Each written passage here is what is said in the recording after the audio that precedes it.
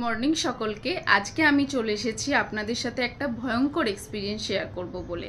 Recently আমি একটি patient পেয়েছিলাম যার অফিস থেকে বেরোনোর পথে সাডেনলি মাথা ঘোরাতে শুরু করে, গায়ে একটা ঘাম হয় এবং শরীরে একটা অস্বস্তি ভাব হয়।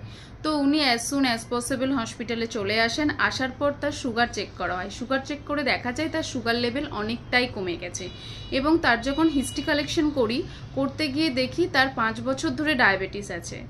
তো যাদের ডায়াবেটিস আছে এবং বাড়ির লোকের ডায়াবেটিস আছে অথবা কাছের মানুষের আছে, তো তাদেরকে আজকে আমি একটা কথা বলবো বলে এসেছি।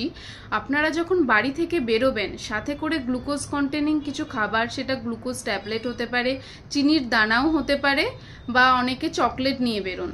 তো সাথে চকলেট রাখলে অসুবিধা নেই, কিন্তু একটা কথা বলে রাখি, এমার্জেন্সি সিচুয়েশনে কিন্তু চকলেট কাজ করতে টাইম লাগে। তাই গ্লুকোজ ট্যাবলেট বা ফ্রুট জুস বা চিনির দানা কিছু একটা সাথে করে রাখবেন। এবার কখন আপনাকে এই খাবারগুলো খেতে হবে সেটাও আপনাদেরকে জানতে হবে, তাই তো?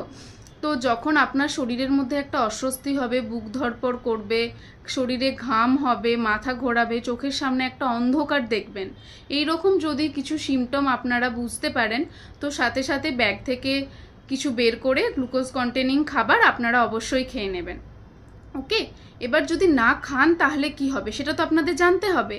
যদি আপনারা এই রকম সিমটম আছে তা সত্ত্বেও এটাকে অ্যাভয়েড করে কিছু না খান, তাহলে কিন্তু আমাদের মাথা এবং হার্ট দুটোই কাজ করা বন্ধ করে দেয়। মাথা যদি কাজ করা বন্ধ করে দেয় তাহলে বুঝতেই পারছেন মানুষ অজ্ঞান হয়ে যায়, আনকনশাস হয়ে যায়। ইভেন আমি এমনও দেখেছি যে প্যারালাইসিস পর্যন্ত হয়ে গেছে। নিউরোলজিক্যাল বিভিন্ন রকমের সমস্যা ডেভেলপ করে, ইভেন প্যারালাইসিস পর্যন্ত হতে পারে।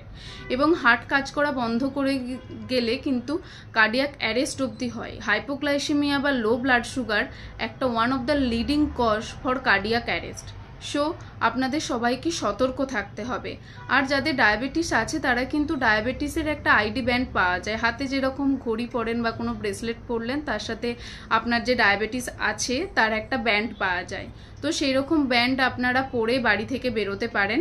আর একটা কথা বলার, আপনাকে যখন গ্লুকোজ কন্টেনিং কিছু ফুড আপনার কাছের মানুষকে খাওয়াবেন তার হাইপোগ্লাইসেমিয়া হলে, তো সেই ক্ষেত্রে আপনাকে বুঝতে হবে তার যদি জ্ঞান থাকে, সে যদি কনসাস হয় তবেই কিন্তু খাওয়াবেন। যদি অজ্ঞান হয়ে যায়, কোনো রকম কথা বলছে না, তো সেই ক্ষেত্রে কিন্তু জোর করে এরকম খাওয়াতে যাবেন না, তাহলে পেশেন্ট অ্যাসপিরেট করে মৃত্যু অবধি হতে পারে।